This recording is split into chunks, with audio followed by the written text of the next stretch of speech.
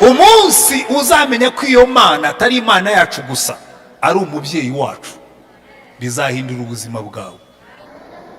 Ariko benshi mugenda nimbe birakanga uti turapfuye. Erega hari igihe burya ibibazo tuba dufite, imbe bifata vuvuzera igahagarara mu nguni y'umuhanda, bakayitiza mikrofoni ikavuga cyane uti hano hari intare. Ariko iyo uhagaze imbere wibuka imana yawe uravuga utoya iriya nimbe watu, iyi mbeba ntizankanga. Ishobora kugaragara ari kinini cyane ariko ukakibwira utumva icyo turaje tukigereho. Icya mbere menya imana yawe, umenye imbaraga zayo, umenye ko igukunda. Icya kabiri, hariya reka mbere kuri iki cya mbere ndagenda mbaha ingero zo muri Bibiliya. Hari umunsi Yosuwa yaragiye kurwana i Yeriko, ahagarara imbere ya Yeriko arayireba. Bibiliya iratubwira ngo inkike z'i Yeriko zari ndende cyane kandi ari ngari. Abashakashatsi baravuze ngo inkike z'i Yeriko n'iz'i Babuloni n'izindi ngo zari ngari cyane ku buryo bashoboraga gushyira amagare akururwa n'amafarasi akagenda hejuru y'izo nkuta, kubwira ngo zari ngari cyane zifite nk'imetero 4 z'ubutambike. Inkike udashobora kurira. N'iz'i Babuloni niko zari zimeze. Abasoma amateka muzabibona. Nebukadineza yubatse Babuloni, cyagiye yavuga ngo iyi ni Babuloni yanjye niyubakiye. Muri 7 merveilles du monde z'icyo gihe cyabana n'inkike z'i Babuloni n'amajaride yari yubatseho yari mu bitangaza 7 byo muri icyo gihe cya kera. Ariko bibwiraga ko Babuloni idashobora gufatwa, na Yeriko bibwiraga ko idashobora gufatwa ko yari imeze gutyo. Ariko Babuloni yafashwe n'ubwenge bw'abantu, kuko Babuloni kugira ngo bayubake ikomeye bacishije mu mugezi wa Ufuratemo kugira ngo bajye babona amazi, n'igihe bubakamo ibigega byinshi bashobora guhunikamo imyaka, bakamara imyaka batagombye gusohoka muri Babuloni. Bashyiraho inkuta utashoboraga kurira cyangwa utashoboraga gupfumura uteyeho amabuye. Ariko Abamede n'Abaperesi baraza barayitegereza, baravuga ati Babuloni ntishobora gufatwa, ariko dushobora kuyifata. Uzi icyo bakoze kugira ngo bayifate? Kuko ntibashoboraga kurira inkike zayo n'amarembo yayo ntibashoboraga kuyakingura. Bamaze igihe bayiga, uwo mugezi wa Ufurate wayigaburiraga wayihaga amazi, baragenda bahera ruguru barawuyobya uca hirya, baracukura muri Babuloni mu gihe cya Berushaza, murabyibuka mu gihe cya Daniyeli, bo bacukura imiferege. Berushaza yibereye mu minsi mikuru arimo kubyina avuga ngo Babuloni yacu ntawe ushobora kuyifata niyo byagenda bite. Abamede n'Abaperesi baracukura uruhavu, bacukura imigende, hanyuma ijoro bafashe Babuloni barayiyobya bayicisha ahandi, hahandi aho yanyuraga hasigaramo icyenge gifite nk'imetero 2. Ingabo z'Abamede n'Abaperesi zica muri wa mwenge wajya gunyuramo Ufurate, baraza bafata Babuloni mu ijoro rimwe batarwanya. Ariko Yeriko yose ko byagenze si kubw'imbaraga cyangwa kubw'amaboko. Yeriko yari ifite inkuta zikomeye. Imana ibwira Yosuwa ngo Yosuwa ufite ubwoba bwa ziriya nkuta?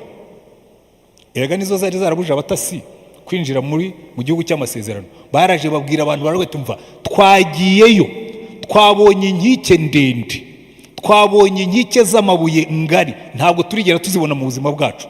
Kandi ikindi, hari abagabo barebare b'Abanaki, ntidushobora kuzarwana nabo ngo tubatsinde.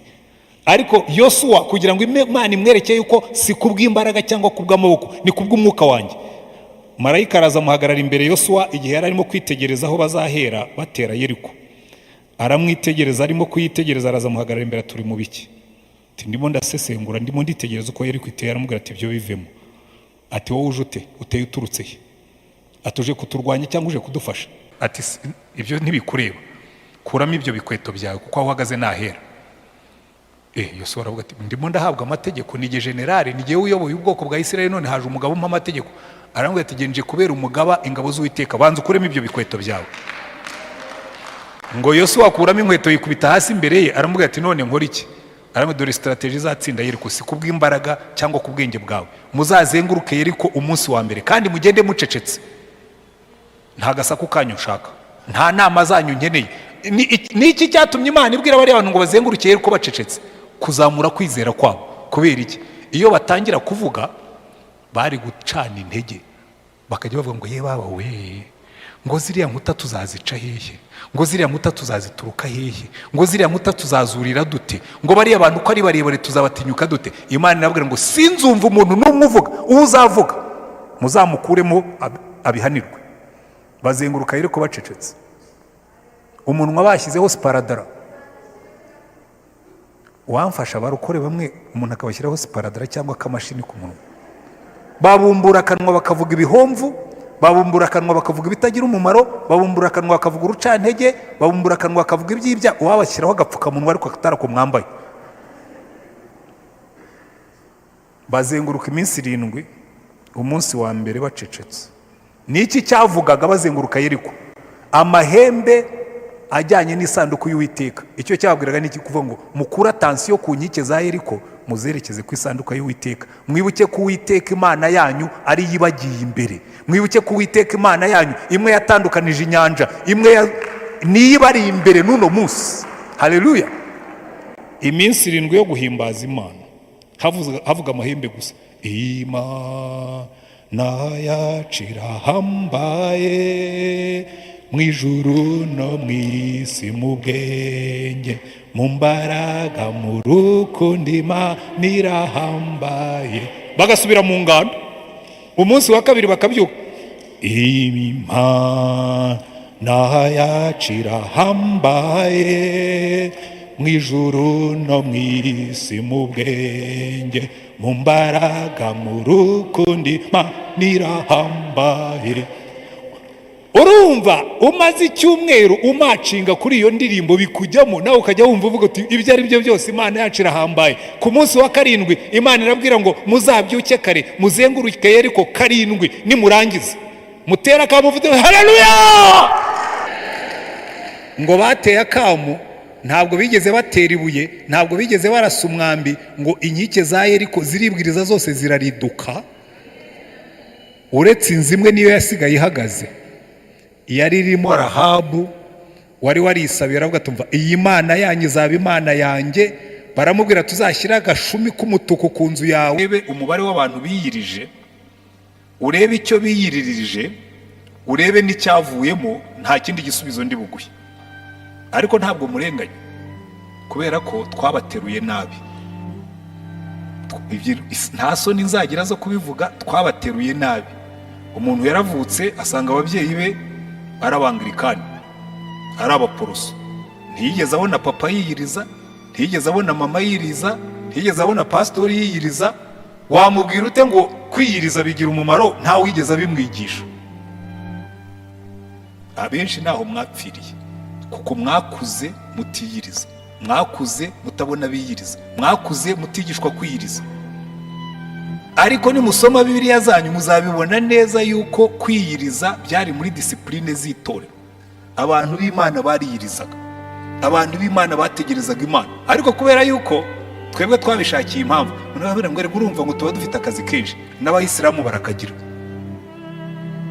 Ndabeshya? Hari ibihugu by'abayisilamu mwezi Ramazani bose bariyiriza kandi imirimo igakomeza. No mu Rwanda barabikora kandi tukorana nabo, ducuruzanya nabo, tujyana nabo mu kazi kandi biyirije. Ninde wababwiye yuko kwiyiriza ari igihano? Nta nubwo ari no kwigaragambya. Hari abajya biyiriza kugira ngo bigaragambye nk'abafungwa bakicisha inzara. Twebwe ntabwo twicisha inzara, twiyiriza tubigambiriye kuko hari icyo tuba tubundikiye. Hari imbaraga ziri mu kwiyiriza, hari imbaraga tugomba kwiga, hari imbaraga tutigishijwe. Niyo mpamvu natwe tugaragara turi abanyantege. Kuko nenda kubabwira kwiyiriza bigira umumaro munini. Na Yesu ni nabyo turi buze kwiga uyu munsi. Na Yesu yigeze kubwira abigishwa be muri kiriya gice badusomeye, ngo baraza baramubwira ati ariko uyu mudayimoni kuki yatunaniye? Arabwira ati rega burya hari abadayimoni badakurwamo n'ikindi uretse kwiyiriza ubusa no gusenga. Hari izindi mbaraga wunguka mu kwiyiriza ubusa no gusenga. Abantu benshi babaho mu ntege nke, bagahora batsindwa, agatsindirwa mu nzoga, agatsindirwa mu busambanyi, agatsindirwa mu bwihebe, agatsindirwa muri ibi. Kubera iki? Aragendera mu ntege nke, ntabwo yigeze yitoza kugira imbaraga. Iyo wize kwiyiriza nibura hari ibintu bigera kuri 3 wungukamo. Reka maze mbivuge ko siyo nyigisho y'uyu munsi. Icya mbere, wiga gutegeka umubiri wawe. Nushobora kwiyiriza ugasenga ukajya mu kazi ugakora inzara ikurya kandi ntiwice akazi, hari ikintu uzaba wize gutegeka umubiri wawe, kuko umubiri wawe n'ubundi ntuzareka gukora. Hari n'ubundi tujya twirirwa ubusa kandi tutiyirije, kandi ntabwo mwapfuye. Umuntu wicayemo hano utaririrwa ubusa na rimwe namanike turebe. Ariko marambwira ngira umugisha gihe nigisha n'abapastori, hano twigisha abapastori, umupastori yigeze kumbaza icyo kibazo, arambwira ngo ariko biriya bintu byo kwiriza ni ngombwa. Ndavuga ni sasa mbonye aho byapfiriye.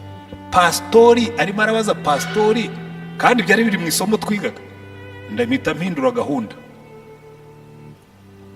Icyumweru cyakurikiyeho nabwiye abatetsi muri resitora ku ishuri, ndababwira ni kuwa gatatu ntimuzateke, habe n'icyayi mu gitondo.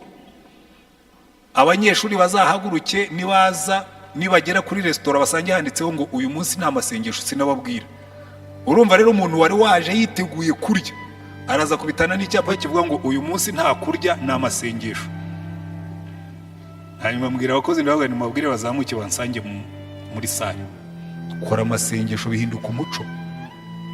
Ngiye kubigisha gusenga mwirije ubusa, kuko umupastori urya ropa 1095 ku mwaka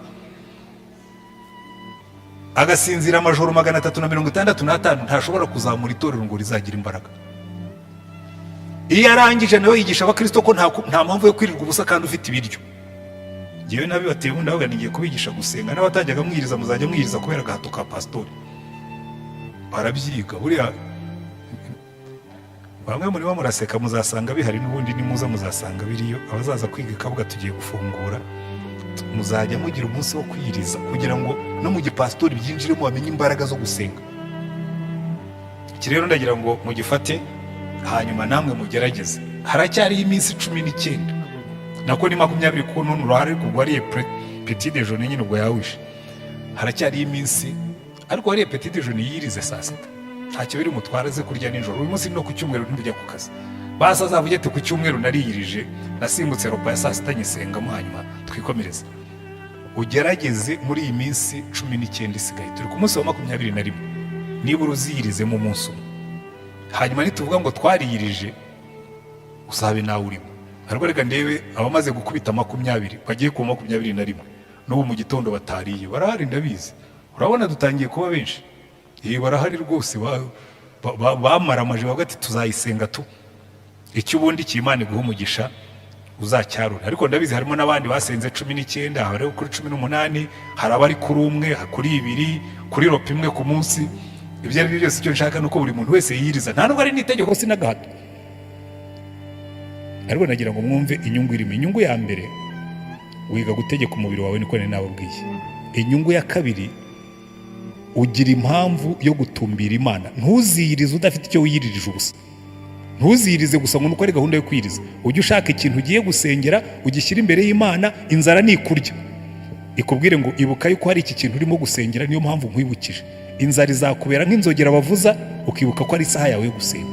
Hanyuma ujye ubwira Imana ngo Mana, uko iyi nzara irimo kundya, niko mfite inzara ya kiriya kintu, niko mfite inyota ya kiriya kintu, kandi unyemerere nzakibonesha amaso ngiriho, kandi Imana izabikora.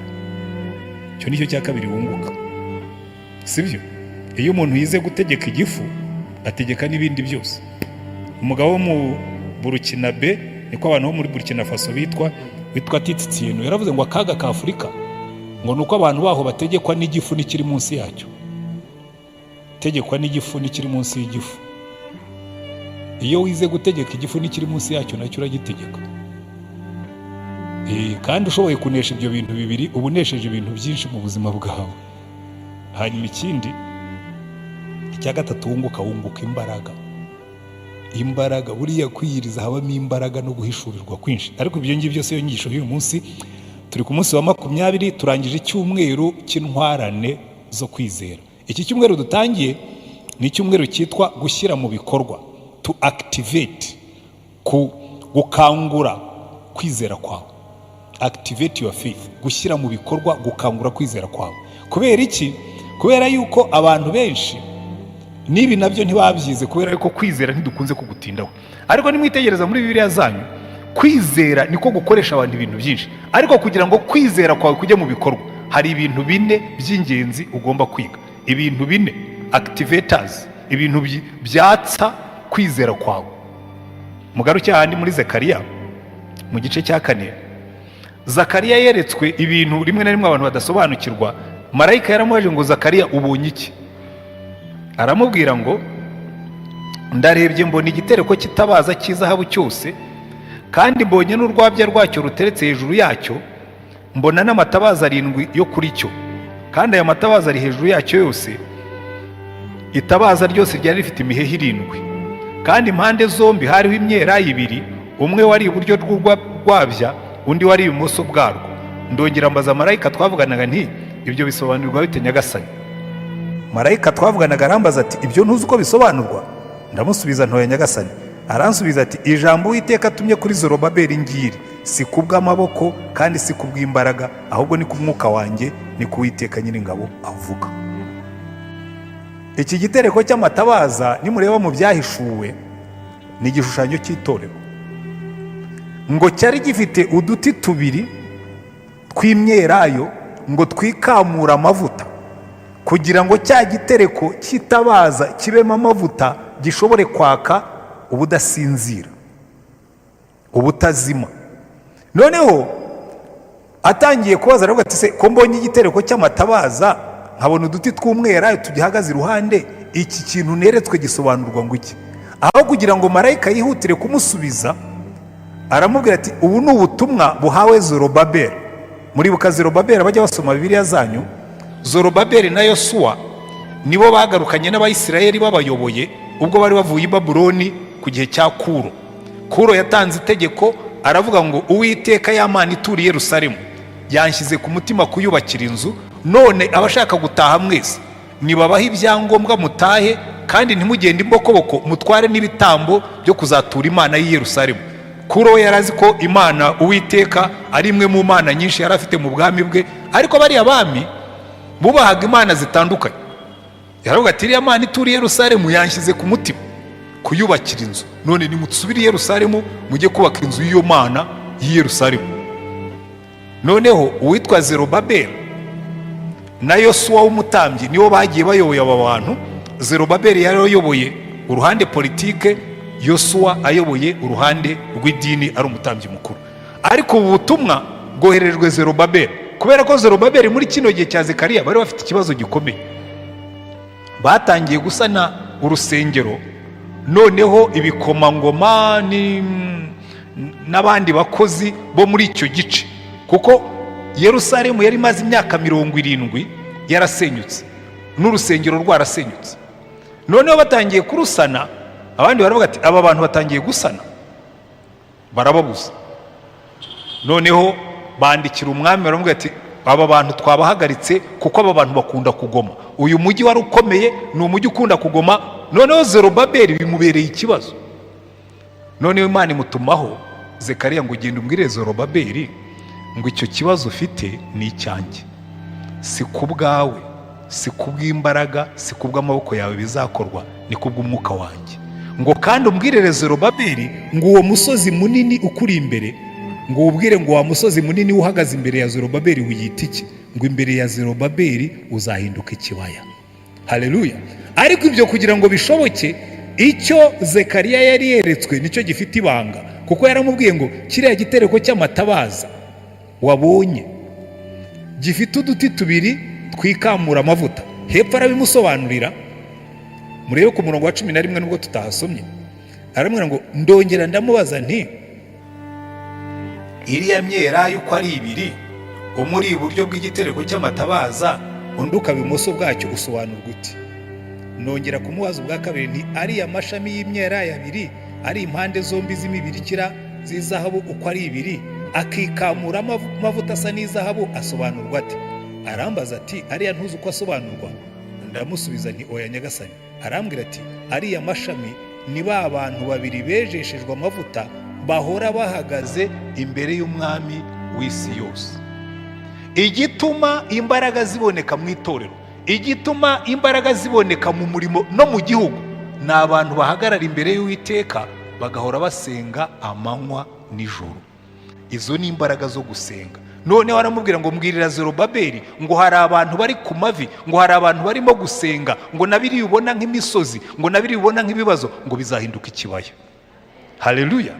Kandi koko umurimo Zerubabeli yakoraga watinze gutungana, ariko nyuma y'imyaka mikeya Nehemiya yaraje, inkike z'i Yerusalemu barazisana ziruzura, n'urusengero rwaruzuye, Yerusalemu irongera isubira ku murongo. Haleluya. Bamaze gusana inkike z'i Yerusalemu, Imana ibayohereje Ezra, araza abasomera amategeko. Muri Yerusalemu haba revival. Muzasome igitabo cya Ezra, muzasome igitabo cya Nehemiya, muzabibona. Amasengesho yacu ntabwo ajya gupfa ubusa. Iby'Imana yavuze no kubisohozera bisohoza. Haleluya. Ariko nawe uyu munsi ndakubwira ngo ibyo urimo gusengera, icyo kigaragara nk'umusozi, ngo Imana irabwira uwo musozi ngo wa musozi we wiyita iki imbere y'umugaragu wanjye, ngo uzahinduka ikibaya. Ushobora kuba uhagaze imbere y'ibibazo, ushobora kuba uhagaze imbere y'umusozi w'uburwayi, muganga yarakubwiye ngo uburwayi ntibujya bukira. Ushobora kuba uhagaze imbere y'ubugumba, barakubwiye ngo ntushobora no kubyara. Ushobora kuba uhagaze imbere y'imyenda, ushobora kuba uhagaze imbere y'ubukene, ushobora kuba uhagaze imbere y'ubushomeri. Ibibazo ni byinshi kandi buri muntu amenya ibye, ariko Imana ikabwira ngo uwo musozi ntugutere ubwoba kuko uzahinduka ikibaya. Ariko ntabwo imisozi ipfa guhinduka ibibaya, hari inzira ugomba kunyuramo kugira ngo uactivatinge, kugira ngo ushyushye, kugira ngo watse, kugira ngo uhagurutse kwizera kwawe. Reka rero turebe ibintu 4 by'ingenzi, imfunguzo 4 zifungura imiryango yo kwizera. Imyambi 4 yatsa urumuri rwo kwizera. Icya mbere, kumenya Imana yawe. Haleluya. Burya kwizera kwacu ntabwo kubakira ku bwenge bwacu, kwizera kwacu ntabwo kubakira ku buhanga bwacu. Nibyo Imana yatumye Zerubabeli iramubwira ngo Zekariya mbwirira Zerubabeli ngo uri muri ivuna, uri muri igora, ariko si kubw'imbaraga cyangwa kubw'amaboko, ahubwo ni kubw'umwuka wanjye. Iki ni ikintu gikomeye cyane. Ikibazo dufite mu itorero, uko tugenda twunguka amadiplome. Yewe muzajya munyumva kenshi mbivuga, diplome nzita ibipapuro. Ibipapuro ni ibipapuro. Yewe na ziriya zindi no mu yindi domaine ukoramo. Kuba ufite doktora muri medicine ntibikugira umuganga mwiza. Ndabeshya doctor. Kuba ufite doktora muri medicine ntibikugira umuganga mwiza. Kuba ufite diplome muri education ntibikugira umwarimu. Kuba ufite doktora mu gipastori ntibikugira pastori mwiza. Si kubw'imbaraga cyangwa kubw'amaboko, ni kubw'umwuka w'Imana. Hari ibintu bimwe na bimwe ni nabyo bituma tugira intege nke nk'abakristo, ntiduheshe Imana icyubahiro. Nuko twibwira yuko ubwo nize nzagendera aho twigaga. Ni urugero nshaka kubaha. Umwarimu turimo gukora masters muri theology, umwarimu yatwigishaga, yarashinzwe kutwigisha ibyo bita spiritual disciplines, mbese imikore cyangwa utumenyero two mu mwuka tw'abakozi b'Imana. Imwe muri spiritual disciplines twagombaga kwiga ni ukwiyiriza ubusa no gusenga. Baduha ibitabo pe, umurundo wabyo turabisoma, tubikoramo amadovuari, tubona amanota. Hanyuma turangije isomo ndamubaza niko mwari mfite ikibazo. Ati kihe? Ko watwigishije gusenga ukaba utaradusengesheje. Ariko ngo ndasupoza ko mubizi. Uratekereza ko tubizi? Twabyigishijwe nande? Ku ishuri naje kubyiga, umpaye ibitabo ariko ntunyeretse uko babikora. Najyaga mbwira abanyeshuri twiganaga ngo nti muzashaka umunsi umwe mbabwire uko babigenza, kuko benshi ntabwo baba bizi. Ntabwo kwiga ku masengesho bizatuma umenya amasengesho. Abantu benshi nkunda gukoresha urwo rugero.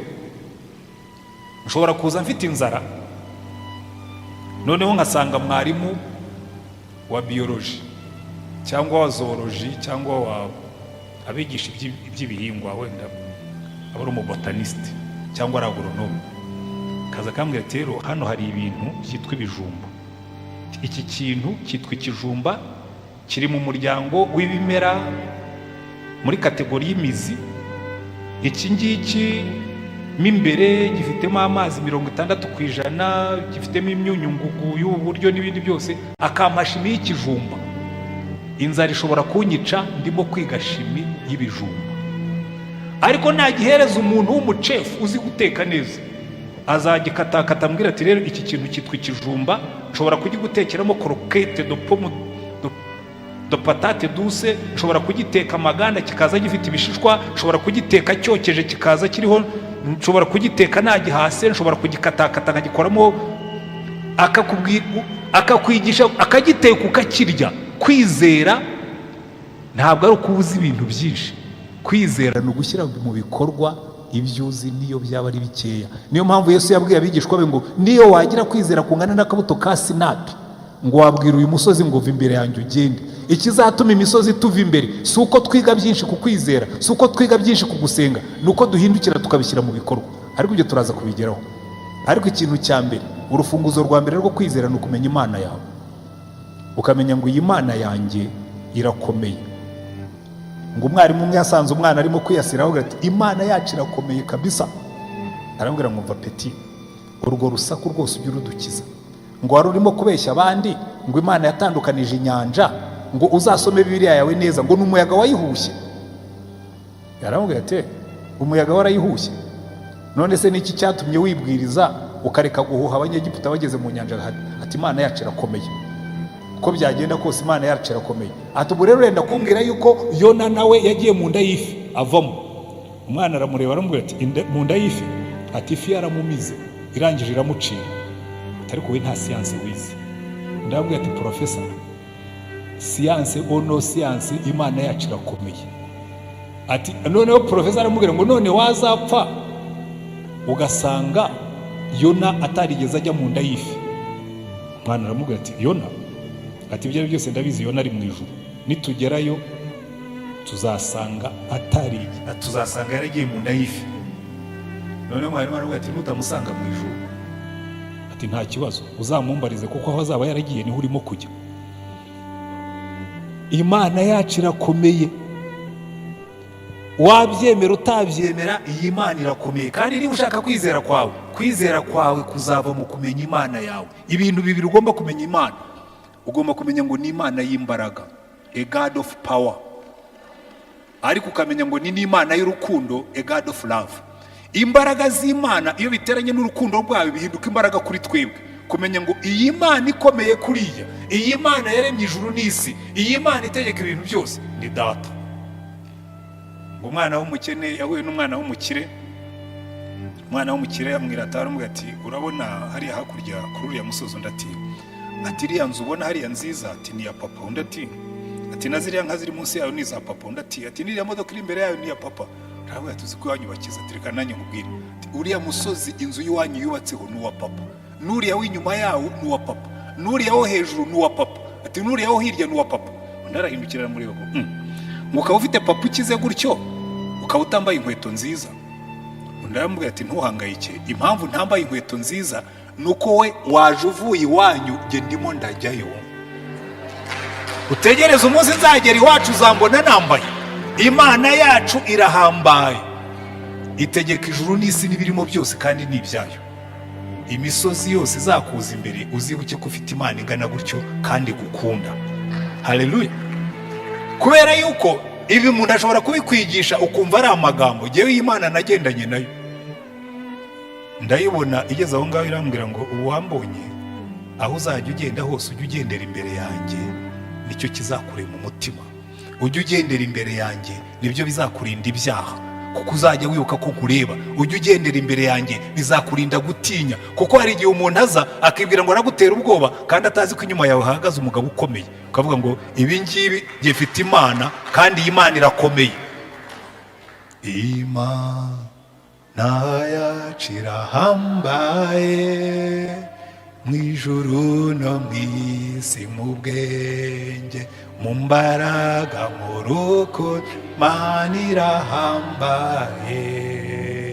Imana yacu irahambaye, mu ijuru no mu isi, mu bwenge, mu mbaraga, mu rukundo, Imana irahambaye.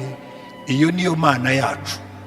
Iyo Mana ihambaye, iyo Mana y'ubwenge, iyo mana y'imbaraga, iyo mana y'ubutware, iyo mana y'ubutunzi, iyo mana yaremye byose, iyo mana igenga byose, iyo mana itagira ubwoba, iyo niyo mana yacu. Haleluya.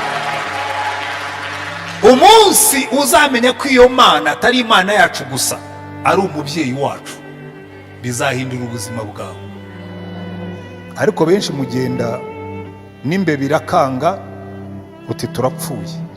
Erega hari igihe burya ibibazo tuba dufite, imbe bifata vuvuzera igahagarara mu nguni y'umuhanda, bakayitiza mikrofoni ikavuga cyane uti hano hari intare.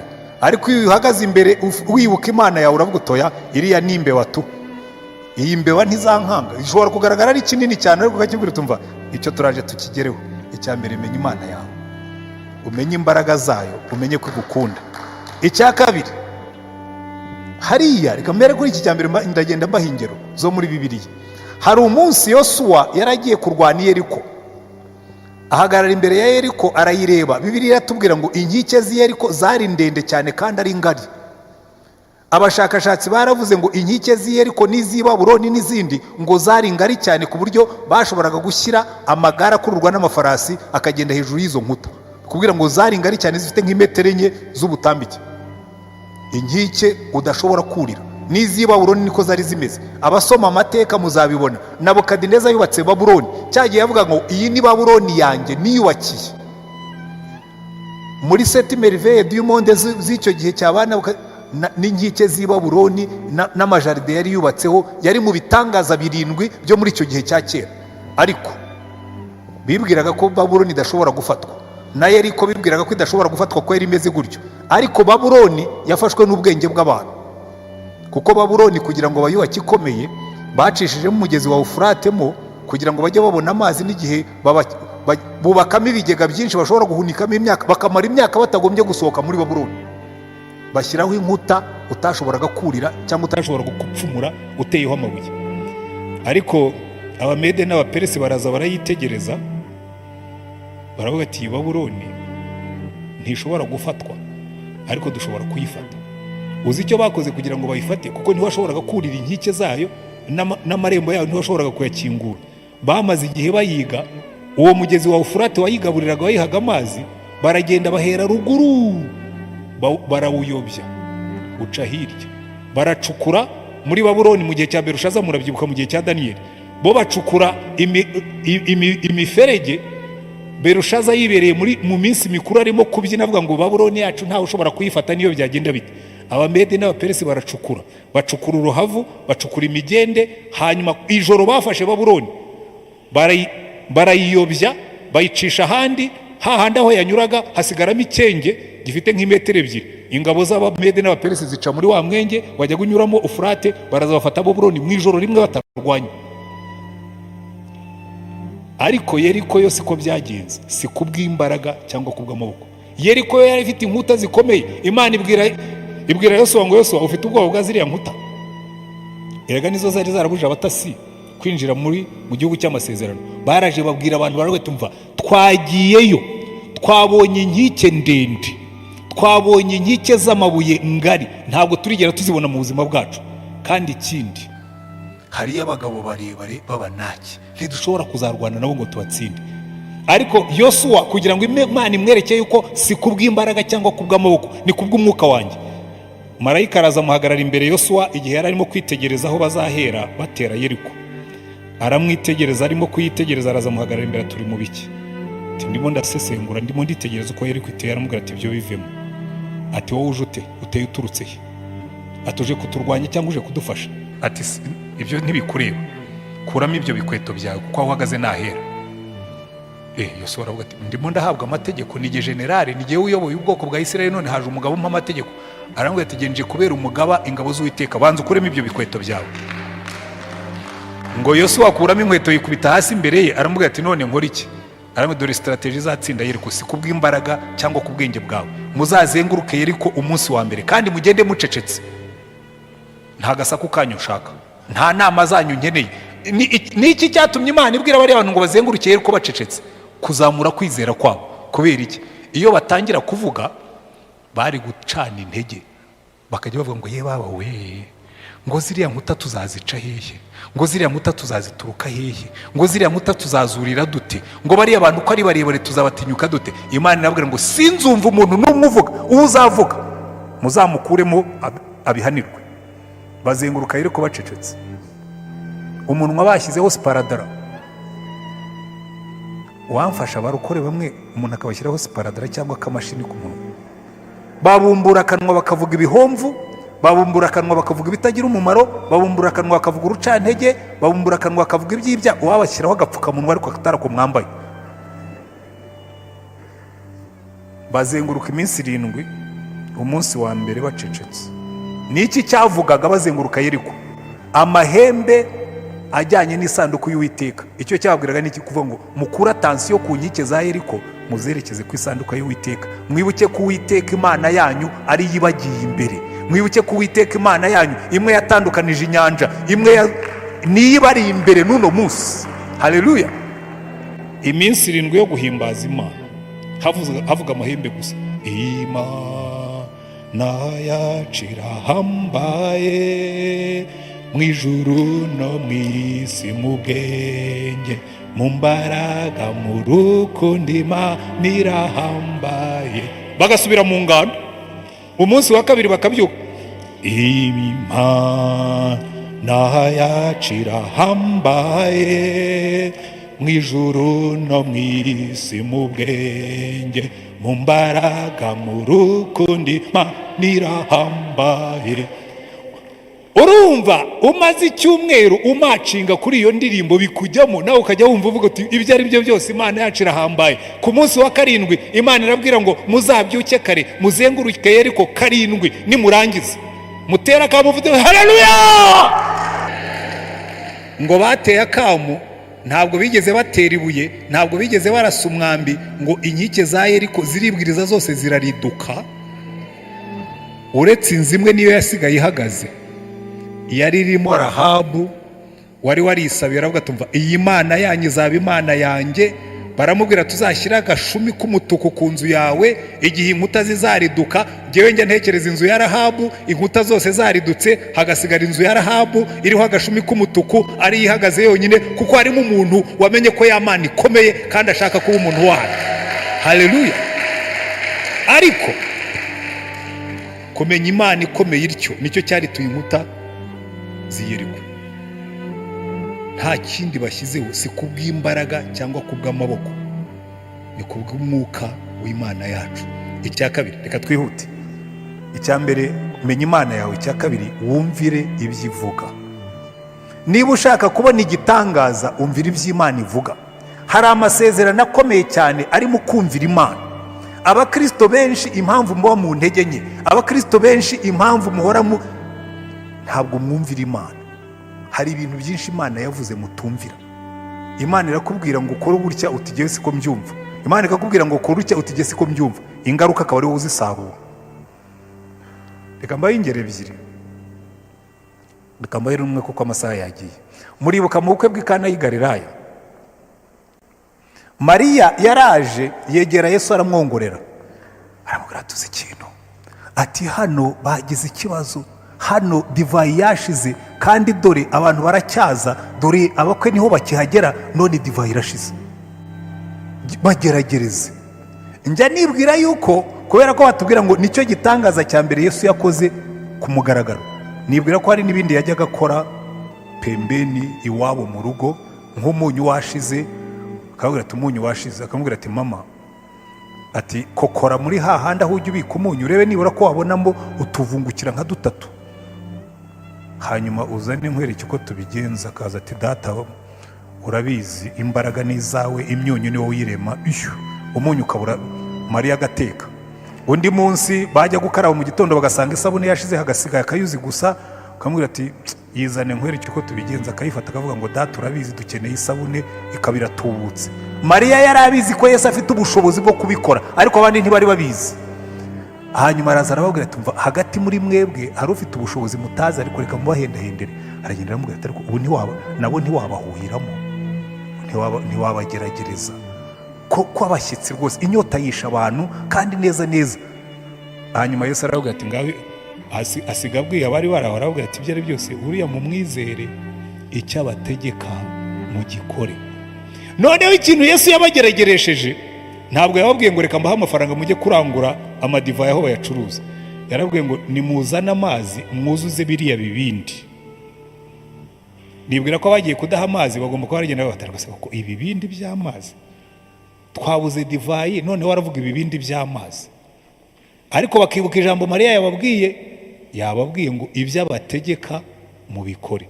Ibibindi babyujuje amazi. Yesu yiyicariye aho ngaho aracyaganira n'abigishwa be n'abandi bajene, ubwo nabo bagomba kuba bari bahagaze nka bariya bahagaze. Imana ibaha umugisha kubwo guhagarara rwose.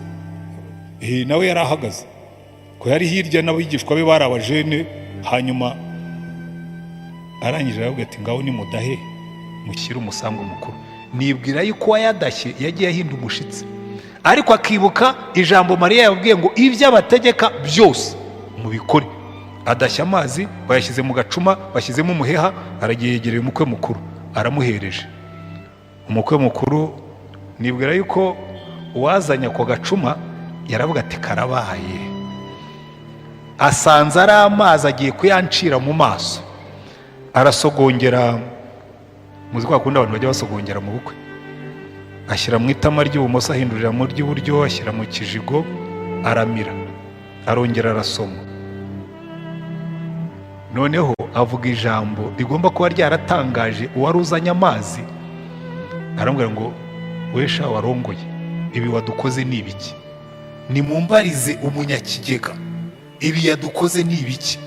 Yafashe divayi mbi zibishye araziduha tuzuzuza inda, none iziryoshye mugiye kuzisigarana, none muzanye nziza nyuma twamaze kunywa iriya mishari yanyu. Ikintu cyahinduye buriya bukwe, bemeye ibyo Yesu yababwiraga nubwo byari bigoye kubyemera.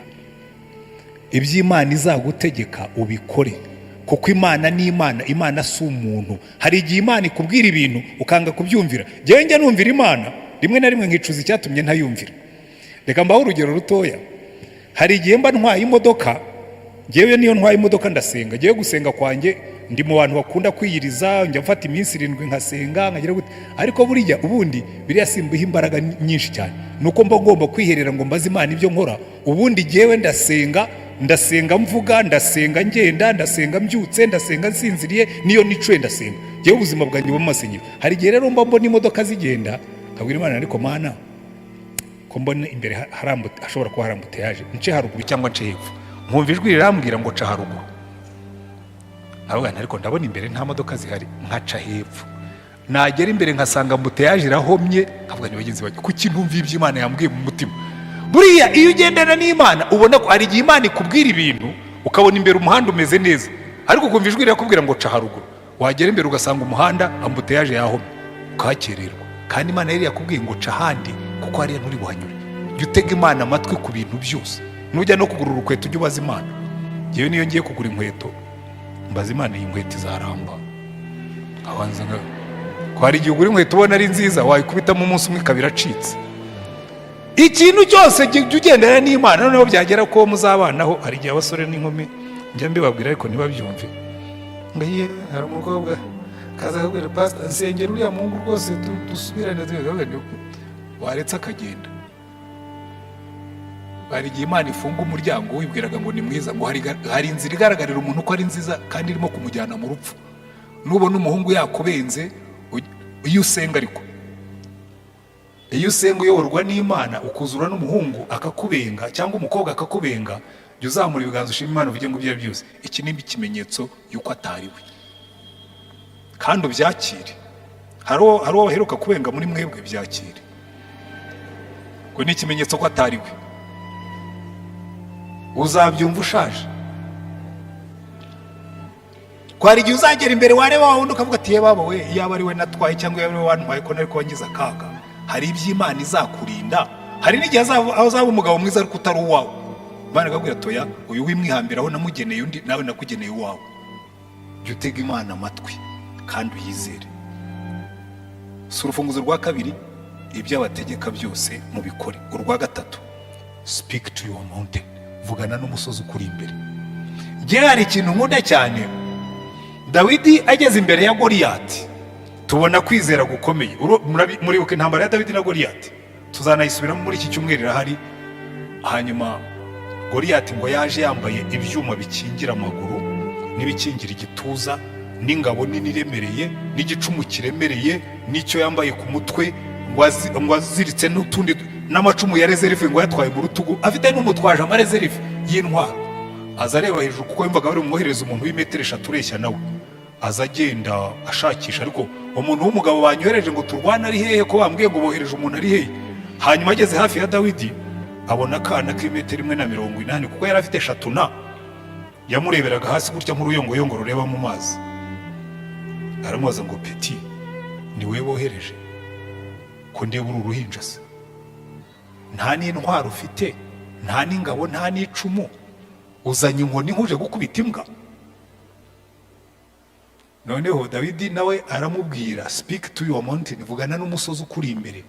Aramubwira ngo erega jyewe wanteranye icumu n'agacumu n'ingabo nini n'intoya, jyewe nguteye mu izina ry'Uwiteka Imana ya Isirayeli wasuzuguye, kandi uyu munsi ndakwica nkubagira ibisiga, nindangiza nezira ngabo z'Abafilisitiya zose ndaziraramo. Uyu munsi inyamaswa zo mu ishyamba zirarya zihage. Goliyati igihe Dawidi akivugana n'umusozi, Goliyati wari baramusuzugura cyane, ntiyabona yuko yajunguje umuhumetso.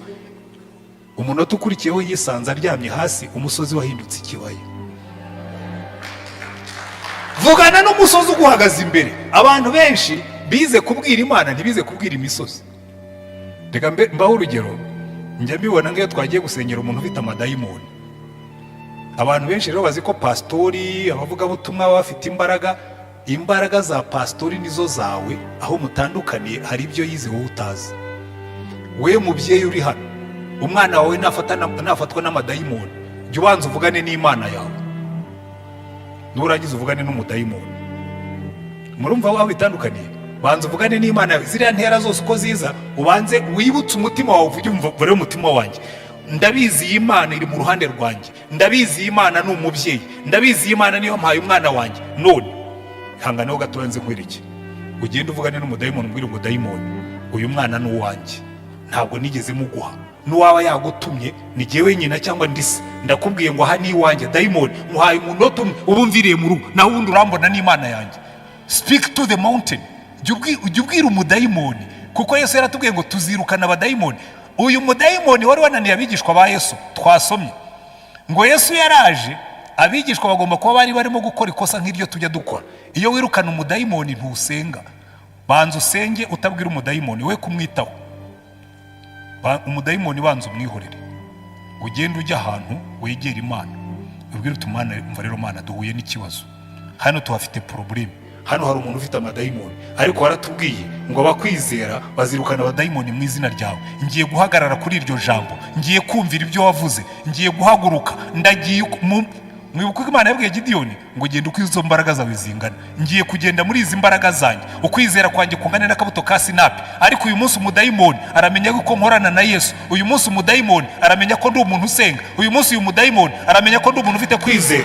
Ugenda uhagarara imbere y'umudayimoni udahinda umushitsi, wanze uhagarare uvuge ngo dayimoni, sinzi aho wavuye, sinzi icyakuzanye, sinzi icyo ukora hano, ariko mu izina rya Yesu ndakubwiye ngo vamo. Kandi we guhindura amagambo, speak to the mountain, uvugane n'umudayimoni kugeza igihe aza kuviramo. Nta rindi banga ribamo.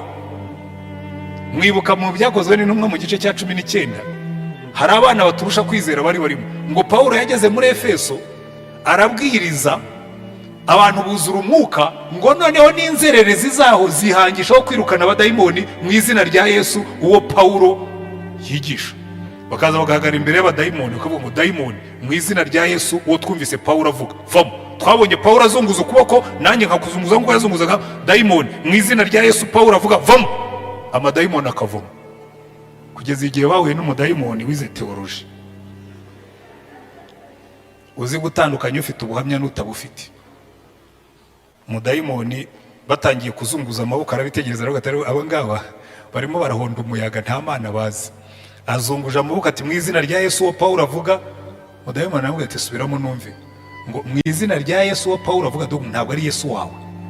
Pawulo ndamuzi na Yesu ndamuzi, wowe urindi. Mu buhamya bwawe mbone kukumvira. nabonye Pawulo azunguza amaboko akavuga mu izina rya Yesu mukagenda, nanjye nabikoze. Ngo umudayimoni yarabasimbukiye arabakubita bagenda bakomeretse, kuko nta buhamya bari bafite. Ntabwo babanje kuvugana n'Imana ngo bashinge ibirindiro mu Mana yabo, bashinge ibirindiro mu mbaraga zayo, bashinge ibirindiro ku magambo ya Yesu. Arabakubita baragenda. Ariko we nuhagarara, banza uvugane n'Imana yawe, banza ukore nka Yesu uzengurukiye Yeriko.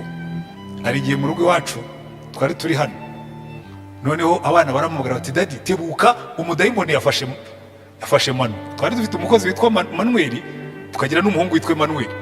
Noneho ngira ngo ni umuhungu wacu, uretse ko n'umukozi nawe nagombaga kumutabara. Navuye hano, twavuye hano muri Bible study, nakoze imipira hasi, imodoka yari yabaye indege, ndagenda nsanga umwana badayimoni wamunize. Ndabanza navuga ngo reka nkore nkuko njya nigisha abantu, nzenguruka inzu, ngenda mbwira Imana ngo rero Mana, ibi bintu biteka mujinya. Umudayimoni kuza akanigira umukozi mu gikari cyanjye, ndimo kubwiriza ubutumwa hariya ku rusengero, umudayimoni akansigarira ku rugo. Henganze ndaza amagarira imbere y'uwo mwana, ndabona dayimoni, uyu mwana wafashe hano ni iwanjye, mvira mu rugo usohokemo kandi nutinda urambona. Umunota ukurikiyeho nabonye ngiye kubona mbona umuhungu aregutse, umudayimoni yavuyemo. Vugana n'umusozi wawe, speak to the mountain. Yirukana amadayimoni azagenda, ariko ubanze witonde ziriya ntambwe 3 zibanza nazo ubanza uzihereho uko bikurikirana nuko bigenda. Mbere yo kuvugana n'umusozi, banza uvugane n'Imana yawe. Umanuke ufite ibyo yakubwiye kuri uwo musozi, nurangiza ubutegeke. Kuko hari igihe utangira kubwira Imana ngo Mana, ubona ngo umudayimoni azamfatira umukozi. Abwira tuko naguhaye ubutware kuki utarimo kubukoresha. Tera intambwe rero uti sasa ubwo Imana imbwiye ngo ubutware ngomba kubukoresha, dayimoni mvira mu rugo. Kuko hari icyo Imana yambwiye, hari icyo Imana yanyibukije, hari icyo Imana yavuze, hari ubutware yaduhaye, bukoresha. Icyanyuma tugasenga, shyira mu bikorwa kwizera kwawe. Sibyo? Shyira mu bikorwa. Abantu bose impamvu batagira icyo bageraho barasenga, uri umushomeri. Reka mbigisha uko umuntu, uretse ko Yesu nigeze mba umushomeri, naba ngiye kubeshyera Imana. Cyakora nagiye mpura n'ibibazo byo guhindura akazi, ariko sinigeze mba umushomeri. Ko twebwe twarangije muri universite, turi abakozi ba leta, wararangizaga nyine bagahita bagusinyira. Twebwe twari tunakomeye cyane, abantu b'abarisansiye, twasinyirwaga na Perezida wa Repubulika. Icyo gihe ariko kuri aho tuvuye ni kuri twarangizaga barangije kuguha akazi, kaba keza kaba kaba ariko wabaga ugafite. Ariko reka mbabwira ikintu kimwe, kuko hari ibindi nanjye njya sengera. Ni wicara ugasenga, ujye ukora biriya amaze kubabwira, utege Imana amatwi. Niba uri umushomeri, niba wasenze kuwa gatandatu, uze guterana ku cyumweru, kuwa mbere uzenguruka umujyi, wagenda n'amaguru, wagenda na moto, wajya mu binyamakuru, wagera ushaka akazi. Ntabwo Imana izigera ikugemurira akazi, uzajya kugashaka. Muranyumva neza? Act on your faith. Shyira mu bikorwa kwizera kwawe. Niba Imana yakubwiye ngo nzakubakira inzu, ubushaka ikibanza, ubuzigama n'amafaranga, rega burya ntabwo Imana izaguterura amafaranga ngo yakuzanire. Hari abantu bajya baza, Imana yarambwiye ngo nzatura muri etaje. Ni wowe ko mbona ntacyo urimo kubikoraho. Ntabwo ari gusuzugura kwizera kwawe. Jewe rwose ushobora kuzatura muri etaje niba Imana yarabikubwiye, ariko kora nk'uzatura muri etaje. Utangire utekereze nk'uzatura muri etaje. Utangire uzigame nk'ushaka gutura muri etaje. Utangire ukora akazi nk'ushaka gutura muri etaje, uzayituramo. Byoroshye gutyo. Ku etaje zirubakwa, kandi Imana yaravuze ngo nzaha umugisha imirimo y'amaboko yayo. Imana izagendana nawe nuhaguruka ukagenda. Ariko niwicara hamwe, ubwo ari Yesu wabivuze nta kabuza bizasohoza. Ushobora kuzapfuririmba nta cyarakora, ko ategereje kuhaguruka ngo aho umugisha imirimo y'amaboko yawe. Abantu benshi nicyo kibisha, baragenda bakaba mu byumba by'amasengesho, bakava mu Kiremera bavya mu cya Kicukiro, bakava Kicukiro bajya Gikondo, bagahora bazenguruka, bakamera nka ryajeri n'urutozi. Buri mwari hari bize Fable de la Fontaine yitwa Garasigare la Fourmi. Harabigeze bayiga kera, ariko ibyo ni by'abantu babakade nkatwe bo muri 5 na 6. Abenshi buriya murabo muri 7 wenda ntabwo mwamwarize. Bavugamo umugani mu Gifaransa muri Fable de la Fontaine ngo la cigare ya chanté tout l'été se trouva fort dépourvu quand l'automne fut venu. Ngo ijeri ryararirimbye rimara iki cyose riririmba, ngo imvura itangiye kugwa ryicwa n'inzara. Ngo noneho rijya kureba urutozi ni ikimonyo, rijya kureba ikimonyo nakimbwira mva ikimonyo rwose mbabarira umutwe kurya inzara irangije, ngo ati gihe nahingaga wari uri hehe. igihe nari ndimo gutunda ibizantunga wari uri hehe, igihe nari ndimo guhunika ibizantunga wari uri hehe, ngo nararimbaga tongeramo akamoroso kamwe ndirimbiraga akamoroso, nari ndimo gukora wowe uririmba. Hari umuntu ugenda akibyarira abana 9, wamubwira utari ko kurimo kubyara abana benshi ngo Imana izabarera, none ibibazo byatangira kuba byinshi akabakuzanira, ntose n'igihe uhindutse Imana yawe byarabuzarera. Shyira kwizera kwawe mu bikorwa. Niba uvuga ngo uzabyara Imana izarera, tegura ibizabatunga. Niba ushaka kubyara abana 9 sinkubujije, ariko baho nk'umuntu uzarihira abana 9 muri university, ubeho nk'umuntu uzashyira abana 9 muri sogonderi, reka bisigaye bihenze. Rero mbona bamwe mwicara ngo twemwe tugendera mu kwizera, mugendera mu buswa.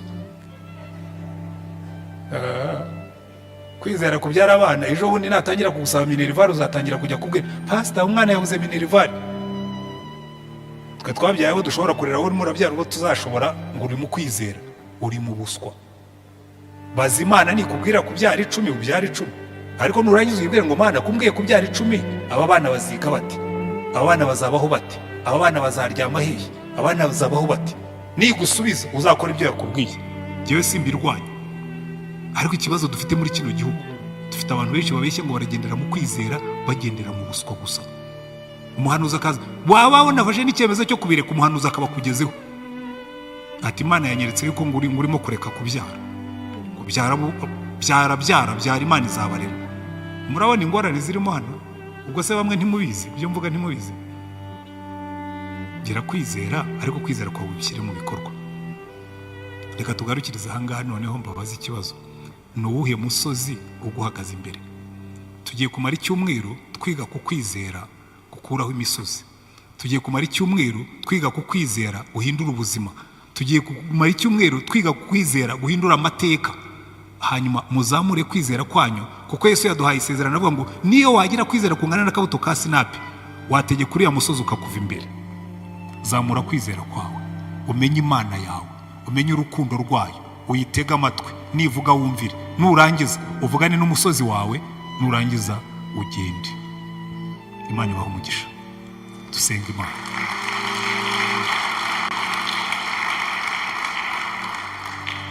Ariko niba ufite umusozi uguhagaze imbere, uyu niwo munsi wo gutangira kuwubwira. Ukajya ubwira ngo umusozi uhagaze imbere yanjye, nzajya mbyuka mu gitondo nkubwire, nimbyuka undi munsi nkwibutse, ndabizi hari umunsi Imana izaguhindura ikibaya. Kubera ko Zorobabeli Imana yaramubwiye number 1 ngo si kubw'imbaraga kandi si kubw'amaboko, ni kubw'umwuka wanjye. Icya kabiri aramubwira ngo uwo musozi uguhagaze imbere ngo ntugutere ubwoba, uzahinduka ikibaya. Icya gatatu iramubwira ngo iriya myelayo niba abantu bahora bahagaze imbere y'Uwiteka, nibo batuma ibyo byose bishoboka. Kwizera kwawe kuzazamurwa no gusenga kwawe, kandi kwizera kwawe nigutangira kuzamuka, kuzazamurwa no kugushyira mu bikorwa. Utangira kumenya gukora ibintu iyo utangiye kubikora. Twese jyewe nabaye umwarimu, isomo rya mbere wigisha iyo ugiye mu bwarimu uryigisha ubira icyuya mu maho, uhinda umushitsi, cyane cyane iyo hari supervisor. Mpamya ko n'umuganga wese wigeze abaga umuntu wa mbere yabaze yamubaza asenga amasengesho menshi ngo umuntu adapfa. Ikintu dukoze bwa mbere cyose kidutera ubwoba, ariko kutangira gushyira kwizera kwawe mu bikorwa niko kugenda kunguka experience. Ubu hari ibintu bitantera ubwoba kuko hari experience namaze kugira mu kugendana n'Imana, ariko ibyagutera ubwoba byose iga kubibwira amagambo. Vugana n'Imana yawe, wumvira ibyo yakubwiye, uvugane n'umusozi wawe, nurangiza ugende ukora ibyo Imana yakubwiye. Turagushimye Mana yacu. Uyu munsi ndasengera ubwoko bwawe, ndasengera abo twafatanije ubu butumwa, uzamure kwizera kwabo, bakumenye nk'Imana yabo, bamenye ubushobozi bwawe, bamenye imbaraga zawe, bamenye ubutware bwawe. Nibarangiza bagende nk'abakwizera, bavugisha imisozi bahagaze imbere. Ibyo byose babona bibagoye babizana imbere yawe, kandi nibarangiza bavugane n'imibiri yabo, nibarangiza bavugane na konte zabo, nibarangiza bavugane n'akazi kabo, nibarangiza bavugane n'abana babo mu mbaraga z'umwuka, kuko bagomba gukuraho imisozi. Reka uyu musozi uhagaze imbere ya buri muntu wari wese uri hano yige kubwira ngo wa musozi we urava imbere yanjye. Wa mwuka mubi we urava mu bana banjye. Wa mwuka mubi we urava ku mugabo wanjye. Wa mwuka mubi we urava ku mugore wanjye. Wa mwuka mubi we urava muri business yanjye. Wa mwuka mubi we urava mu muturanyi wanjye. Imbaraga z'umwuka zimanukire mu byo tuvuga kugira ngo tubone ibikorwa byacu birimo guhindura amateka. Reka imbaraga zawe zimanuke, reka ubwoko bwawe buhabwe umugisha, ngo ni mu izina ryawe dusabye umwami wacu Yesu Kirisito, amen.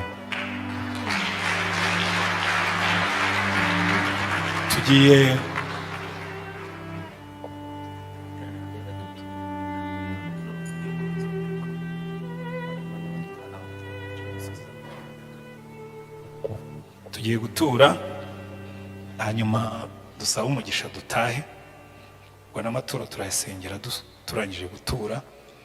Muzi uko tubigenza, abari kuri Momo, abari kuri Airtel, hanyuma n'abaturira mu giseke.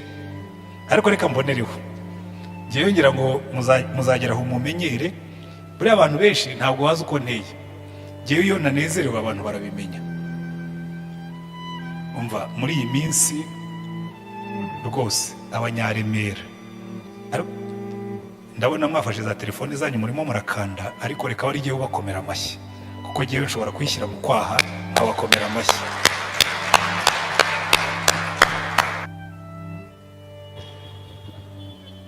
Abagabo baritanze, ndashaka kubwira abo fathers murimo hano. Nahamagaye chairman wa Fathers Union, ndamubwira nti abagore badutanze umuhigo. Dore baritanze, batangira umurimo wo gushyira plafond mu rusengero na sound proof, none plafond irimo irajyamo. Ariko abagore namwe ntimwarangije, mwarantereranye, mwarabikoze, murashishikara, mubonye bigeze hagati muraparika, kandi ntabwo birarangira.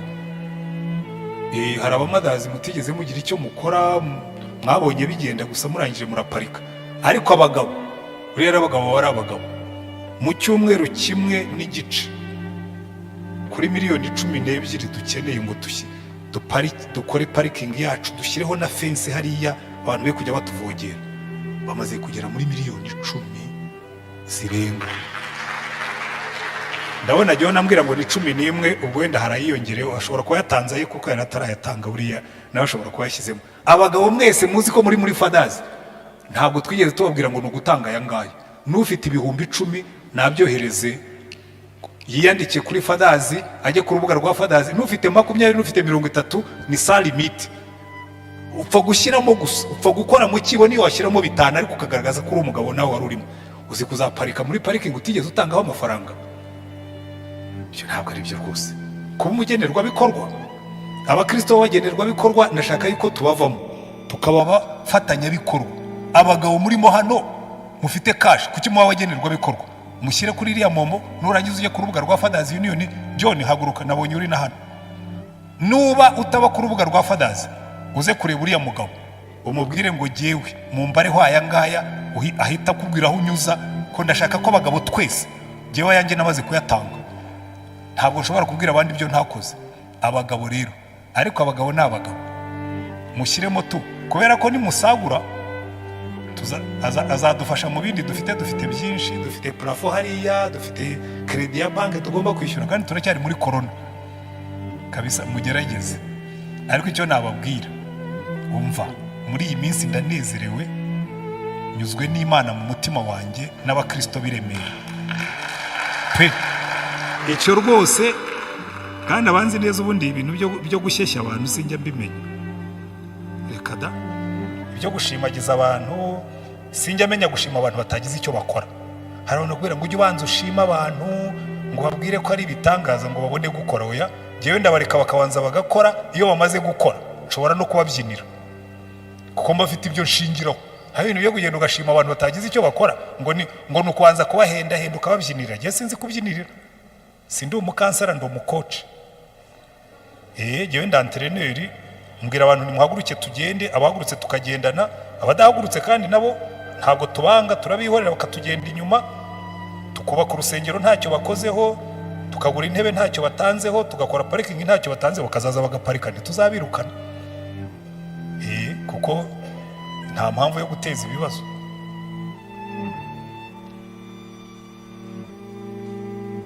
abaturira mu biseke n'abaturira kuri telefone mugire vuba turangize. Hanyuma irindi tangazo rwose ndakomeza kwinginga, ari ibintu bimbabaza, bikambabaza bikanambabaza cyane, ni ukubona abantu baza tukabirukana tukabasubiza inyuma. Mwihangane kuva kuri Pasika kujyana inyuma. Tuzaba twasubiye mu rusengero rwacu. Mwumva ukuntu ahantu hatangiye kuza icyokere, muri ruriya rusengero rero nta kizaba kirimo, hazaba harimo amafu n'amafuresheri, ntimushobora kubyemera. Muzagira ngo harimo klimatizeri. Hari ibyo twarukozeho nyine bituma na hiti y'amabati itazajya tugeraho, ibintu byiza cyane. Mwitange rero, hanyuma tubikore. Hanyuma urubyiruko rwose, iteraniro rya gatatu, sibyo? Urubyiruko mujye muza mu iteraniro rya gatatu. Dushigaje ibyumweru 2 gusa. Icyumweru gitaha muzaze mu rya gatatu, no kuri 28 muze mu cya gatatu. Kuri Pasika tuzaba turi mu rusengero, twasubiyeyo tumeze neza. Murabinyemereye? Ariko nimutanabyemera ntacyo, tuzajya tubashimira ko mwahagurutse mugabisiga abakuru bakicara. Hari icyo bitwaye? Mujye muza muhagarare. Ntacyo. N'ubundi muri abasore ntacyo bizabatwara, sibyo ra? Ngira ngo niba twarangije